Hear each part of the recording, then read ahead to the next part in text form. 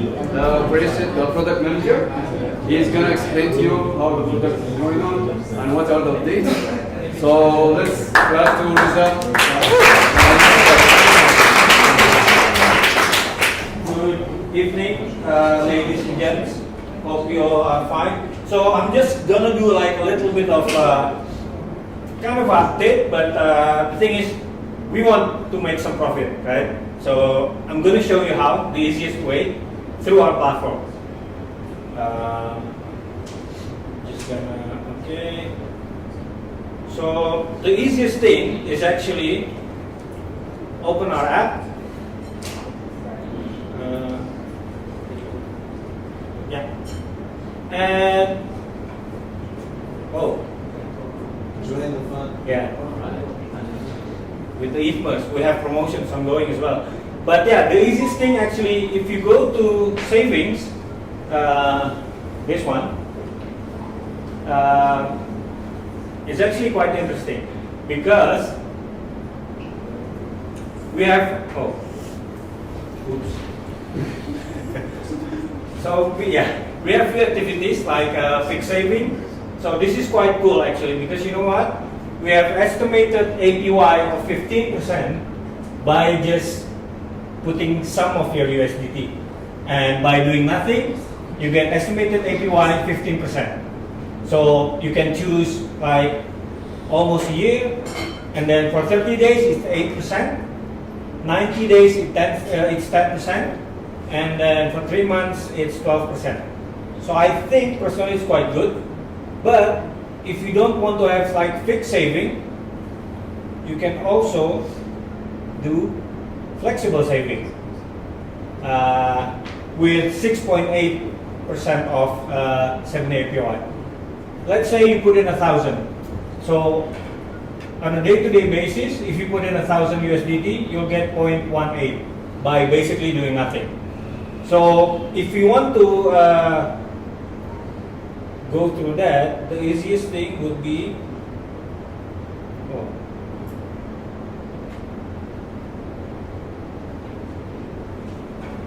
please scan this and you can sign up to our app. So yeah, basically that's it. You can download our app from App Store, from Android, Google Play, and then sign up, do your KYC, and you can do a lot of things, not only saving. We have benefit center as well, we have spot, we have futures, and more.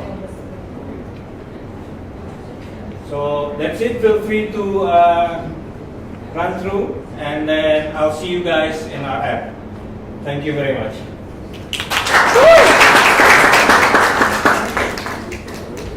And for the next panel, we will have, I have with me Marcos, Abdullah, and Sohail. So these guys are gonna, and Annie as well. Annie joining us from... Yeah, Annie's joining us from Singapore.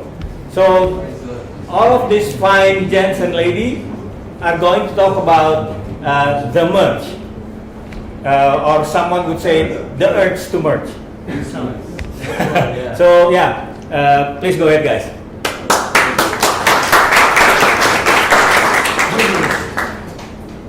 So glad that you guys are all with us today. I think we're going to have a nice kind of a fireside chat as to what this September 15th will kind of imply, the implications behind it, and whether you're, I see some NFT guys here, and whether you're into that or how you're engaging and using one of the highest TVL blockchains out there called Ethereum, and what this merge kind of means. It could be a very significant milestone, it could not. We're just going to go assess all of what it means and take a deep dive into it. And what that means to you as a user, or even as a trader. So just to round it up, I'm just going to pass it on to Marcus. I believe he's going to, are you going to conduct this, or are we going to speak together, or what's the plan here? We're going to free flow it? Well, kind of free flow, but I do got some questions. I mean, everyone's talking about the merge, So everyone has different interpretations and definitions, but I just want to start something simple. So I thought we'll start with you. Just go with the basics, but I do want to cover the mining aspect behind the merge. That's where Anna comes in. So let me start with something basic. In your point of view, what do you think? What is the merge to you? Alright, so hello everyone, I'm Abdullah, and I guess everyone know what Ethereum is.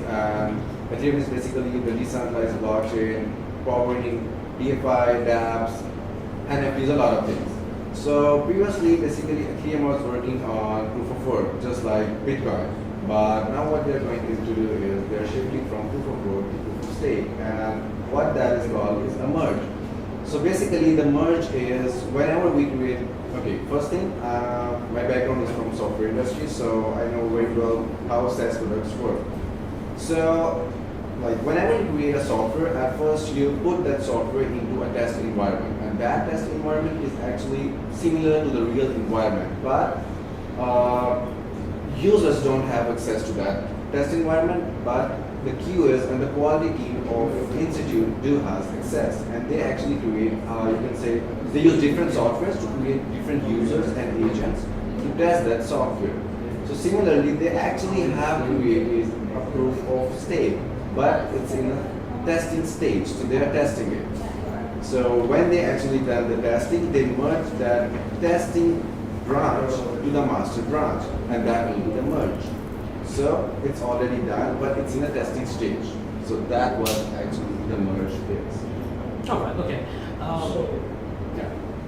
What exact difference? So we're just going to ask questions now, or at the end, or how are we going to manage? We can ask the questions at the end. Is that Yeah, just at the we'll end. ask the question at the end, please. Yeah. Yeah. Okay. But and that being said, a lot of people are talking about proof of work, proof of stake. But what's the big deal behind it? Like, what is the benefit for Ethereum to move from proof of work to proof of stake? So first thing, in proof of work, we have to involve the miners who are actually validating the transactions. And for the mining, they use a lot of energy. They consume a lot of energy, and that is not actually environment friendly. So to make it more environment friendly, and second thing is the transaction and gas fees. So that is more higher on proof of work, but on proof of stake, it might go low. Other than that, it will be more secure and more scalable and access to everyone. So that is the main purpose actually from shifting from proof of work to proof of stake. All right. And interesting that you mentioned about the miners. So this is where Anna, I hope you can hear us. Yes. All right. Actually, I wanted to bring you into the picture. Kind of give us a background about what the miners are doing at this time. Is it affecting their profitability, and could you also kind of give us a scenario how the miners are doing in this bear market season? Okay. Well, hi everyone. My name is Anna Chan, and thank you for inviting me to join the webinar to talk about the mining aspects of the Ethereum merge. So to put simply, as a little bit of a background for this segment of the industry, as miners, we run the validators, which are the nodes, that records the transactions on the blockchain network and packages the transaction information into the blocks until a new block is issued. And in return, we get block rewards in the form of the crypto and the coins. And also we have revenue generated from the gas fees in the network. So what this Ethereum merge means for us from a revenue generating perspective is going from proof of work into proof of stake. Essentially means that for miners who mine Ethereum, your reward is no longer generated by the entirety of the network in terms of the block reward or the gas fees, whereas instead it is now distributed by stake within the network. sorry to be a little bit technical, but that basically is what it means in terms of coming from a mining perspective. However, this is a very important step forward for the Ethereum network. And as miners, we're the basic foundational workers for supporting the network. So, of course, what's good for the overall ecosystem is very much supported by miners as well. So if there's any questions for that. I guess we're good.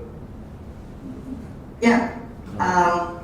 Is there any questions you have for in terms of like how if you guys want to know a little bit more about how the mining works or? So I guess I would just pose this. Hi, Anne. I think we wrongly our MC said you're in Singapore. You're actually in Vancouver, in Canada. Yes, I'm based out of Toronto, in Canada. Perfect. Yeah. Perfect area for mining, right? Sorry? Perfect area for mining. Yes. So a little bit of a background is I work for a green block group, and I personally specialize in electricity procurement, mining site development, and mining operations.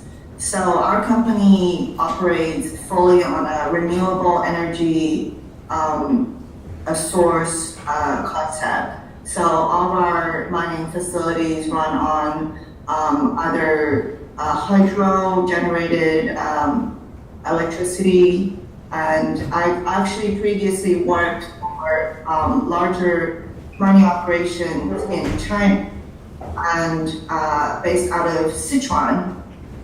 It's all hydro-generated electricity for our mining. So it's completely harmless to the environment, and we have a very, we aim to be the mining operation that makes a difference in the energy sector and also in the crypto sector when it comes to being the example that crypto mining is not harmful to the environment or competitive to the electricity that residents and people are using every day. Yeah. Great. I guess I'd just like to interject.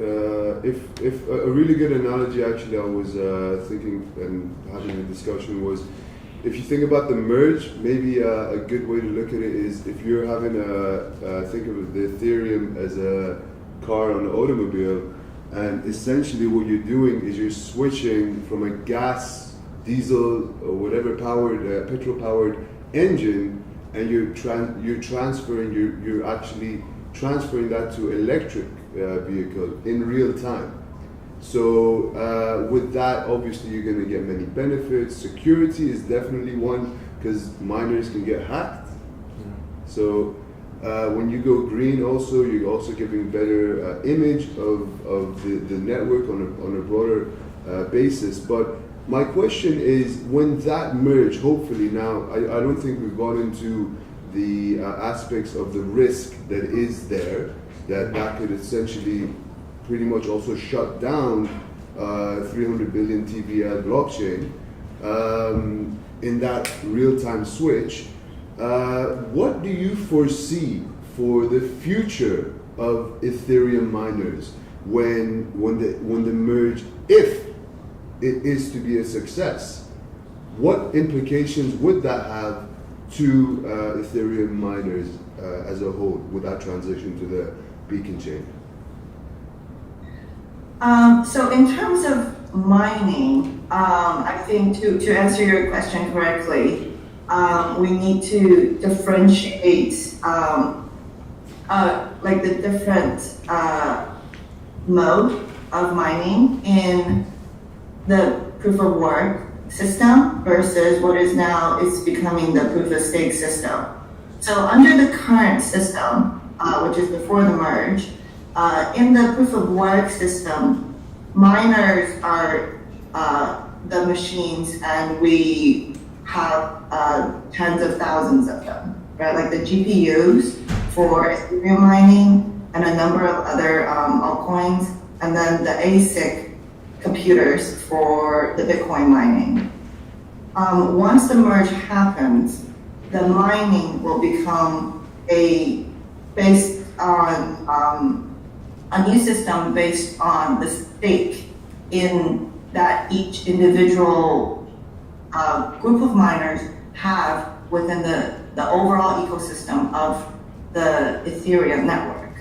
So what mining essentially becomes is if the current miners meaning the equipment, Yeah. still want to continue to mine Ethereum, then their reward will be different, of course, when it comes to the proof of stake system, because it will be determinant based on how much stake this miner has in the network.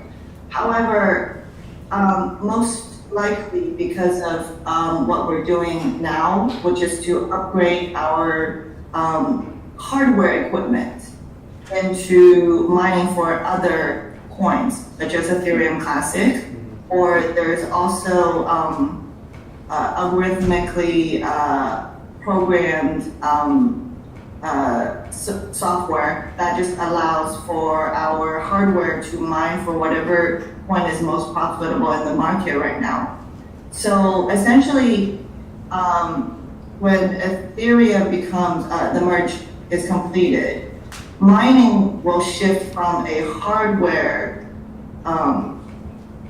business model into a staking business model. So essentially, I think this is actually much better for the overall ecosystem for Ethereum, and also much better for investors, because under the proof of work system, it's a very complex business decision to invest in mining. Whereas once the Ethereum merge happens, essentially it would become a financial instrument, which is in the form of staking in reputable platforms and such as XP. Then essentially people are still contributing to the mining aspect of the network. So it's better for miners also. Yeah, so basically how I see that shifting from basically proof of work to proof of stake as an investor perspective, I guess it is becoming more easier for everyone. Because it's not like you have to active a validator node. It's not like just stake the Ethereum and you will be a part of mining. No, you must have to actually active a validation node. That node will actually validate the transactions. But to become a part of that mining, you have to stake minimum of 32 Ethereums. Okay, that's the standard they actually said. So and the higher you stake, the higher reward you will get. Okay, and first thing the reward, and the second thing the gas fees also. So in every 10 to 20 seconds, one block of Ethereum is actually being mined right now before the merge, and the reward is 2 Ethereum for each block. So, for example, and as Anna mentioned that it is a difficult decision for investors to actually go for the mining in proof of work, because they have to go for multiple rigs of GPUs. Actually now that GPU mining is being shifted to the CPU mining. So you just have to actually stake the Ethereum and run a validator node on your CPU or maybe on VPS, whatever. You don't need a high-end devices to actually mine the Ethereum. So, and now it's become more easier for investors because they don't need any kind of physical equipment, high-end equipment. So there is no much risk involved. They just have to stake Ethereum. Whenever they want to actually release it, they can do that. So I guess now investors will gain more interest, and that will be less riskier for them. That's what I would say. I was about to say, because we're running out of time, I would like to open to the audience. I'm sure you guys have some questions about. Yeah, so Oh, sorry, the gentleman. Thanks so much for the presentation. I have a question around how do you see the price of Ethereum changing as a result, or not changing as a result of the merge? How do you see transaction speeds being different? Will it increase the transaction speed? And then thirdly, I think this I speak for everyone here, gas fees. How will that change as a result of the merge? So the notion that gas fees will be affected is not pretty futile. There will be no change in gas fees. So it's still going to be expensive. It's still going to be the same $40, $20 you're paying. Does anybody know what the highest gas fee was for Ethereum? 0.3. Highest about $500. Depends. Yes, so my point is that the gas fee, it kind of varies. And last week I paid about $1.50. It's gone down quite a bit. Yeah, it's got gas. But it's still, the merge actually will not affect the gas fee. And that's a misconception. Actually, Fireblocks also came out with a publication on this. If you want to take into consideration the actual effect of the merge, that's not going to happen until the Shanghai upgrade. The merge will be followed by something called the Shanghai upgrade, which will take place 6 months from now. And by all estimations, despite the Beacon chain having extra around 10 billion Ethereum being staked there, TBL, it looks like the price will increase because you're still required to lock, I believe, for 12 months the Ethereum after the merge takes place. So another key milestone will be when the Shanghai upgrade takes place. But in terms of gas fee, you shouldn't really expect all the good old gas fees that you're accustomed to, from my estimations. So continue holding Ethereum. Why not? because, Why not? It's not financial advice, by the way. None of this Even is. if you apply the simple law of cryptos, so when there will be more holders, when there will be more stakers, the price will of course go up and more and more stable. So main thing is it become deflationary. So Yeah, that is one. But what impact you guys see on the layer 2 networks? So like None. Polygon or other chains, any impact of the merge on these? Of course, there will be impact. Yeah. Yes, I guess that impact will be good. Even the layer 2, both layer 2 and layer 1, they will become more and more secure. And regarding the, you asked about the transaction time. So I guess that's gonna be a more fast. Now transactions will be more That fast. is true. It is fast. I don't foresee any changes to that transaction. Not until sharding is essentially introduced. I'd still see that. And you have to keep in mind, till now, the Telecom Co haven't really been too punctual with their rollout. So this is planned. I think the test was successful last month. So all the indicators are showing that the date will go ahead. There won't be any delays. Successful transition is still in question. But just to answer your immediate impacts on L2s, mostly. Yes. So now, how does it going to impact in the market this cryptocurrency like Ethereum? It's mostly on the price orientation. So now they are having a change of emerging from kind of work of state. Yeah. So why they feel it now, this time, 5 months earlier, where the value of the coin once went up to $4,000. Yeah, because so where was this right point? Because this industry, crypto industry, it's evolving day by day. So you cannot judge that why we need this now, why not a few years before. Because if we achieve one thing, then we can come to know that we need that thing also. So I guess it's emerging, and now this is time to shift from proof of work to proof of stake. It's same like, as Sohail mentioned, that you are converting your petrol vehicles to EV because now we need it. So it's same. Because as I mentioned that it's not eco-friendly and we are running off the energy sources now. That's So true. that's the reason.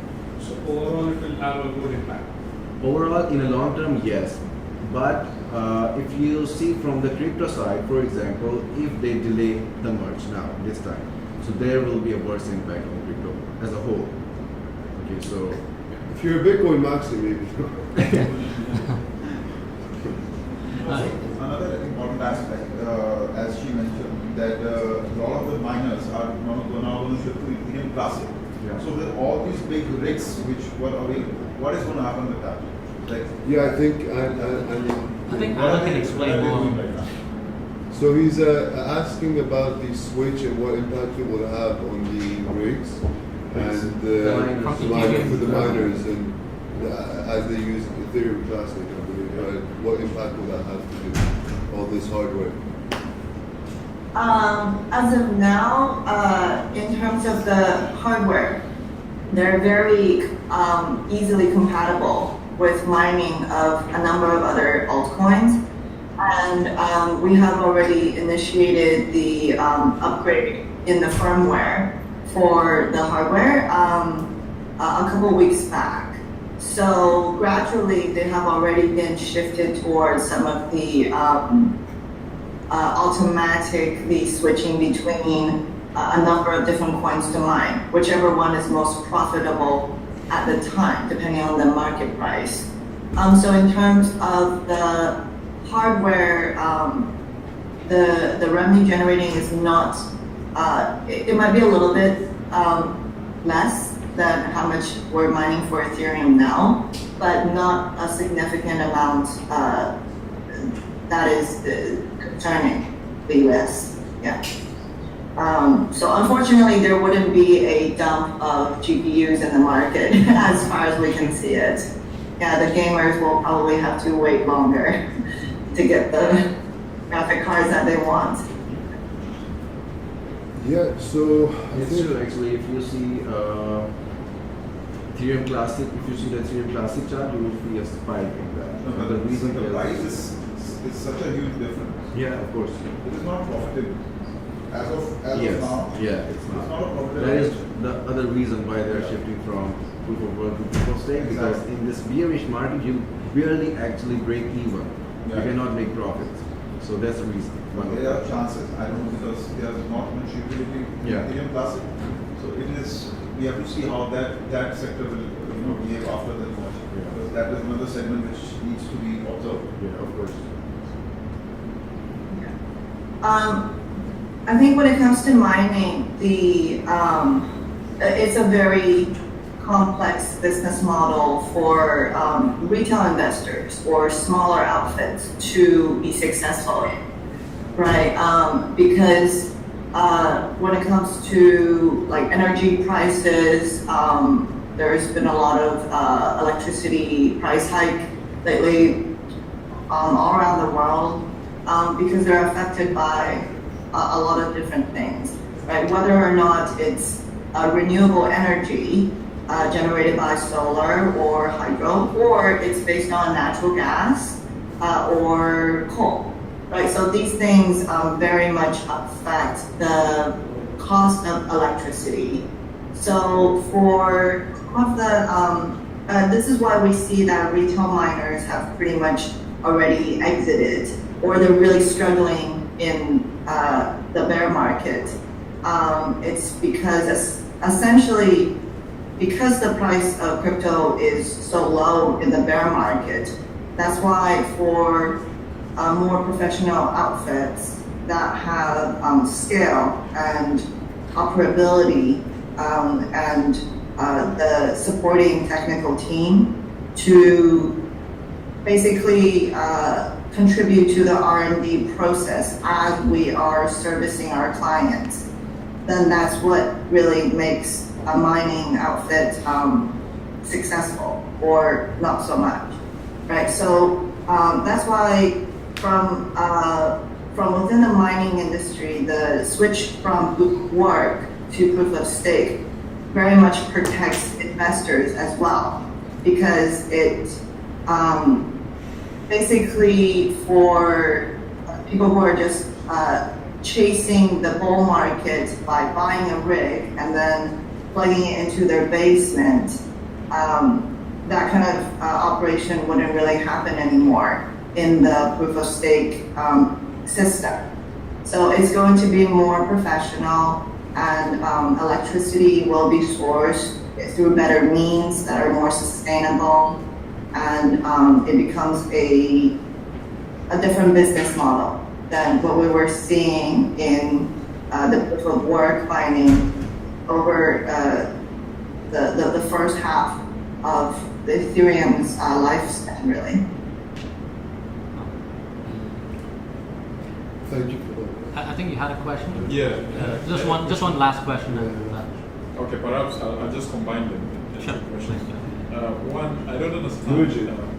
My name is Benjamin, and my question is with regard to the security. There is a general perception that proof of work provides some security. How?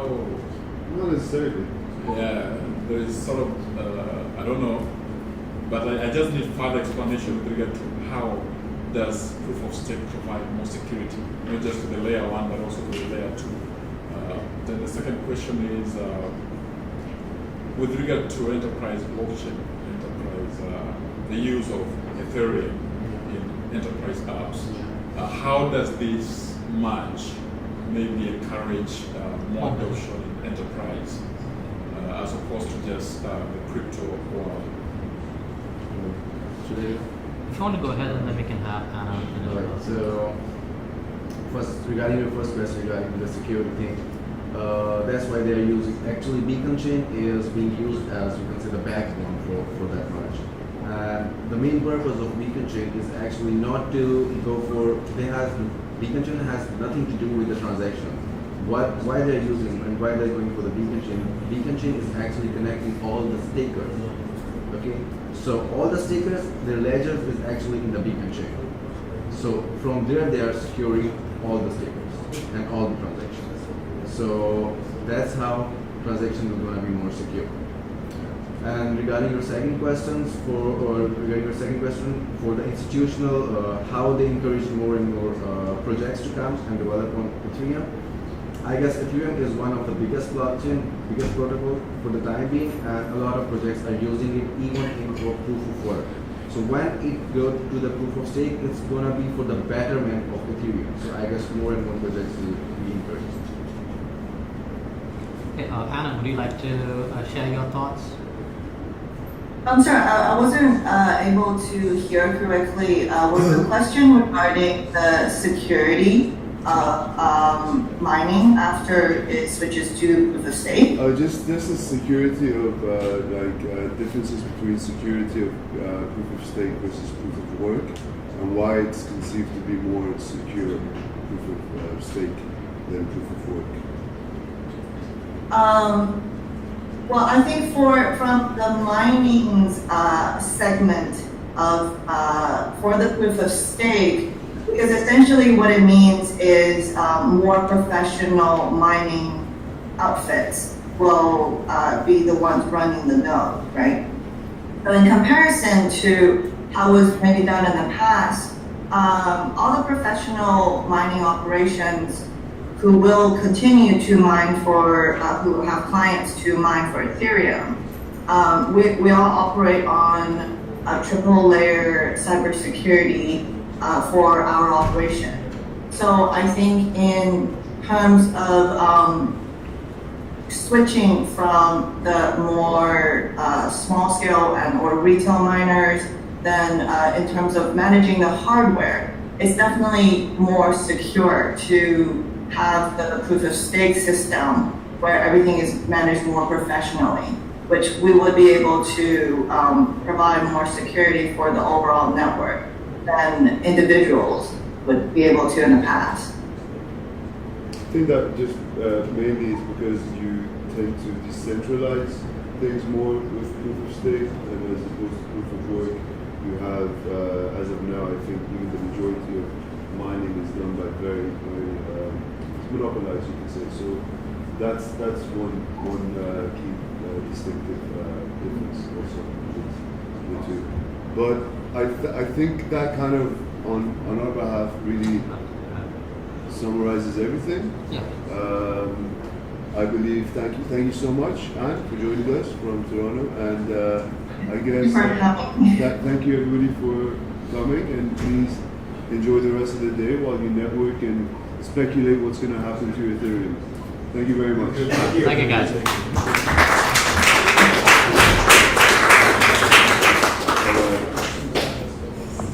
Hey, bye, Anna.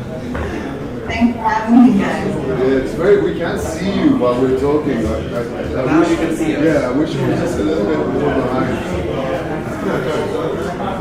So it's good to meet you guys. Okay. See you. I hope work means you're confusing. No, it's fine. Very good. Really, well done. Well done. I'll add you on LinkedIn. I think we can connect. We can connect on LinkedIn.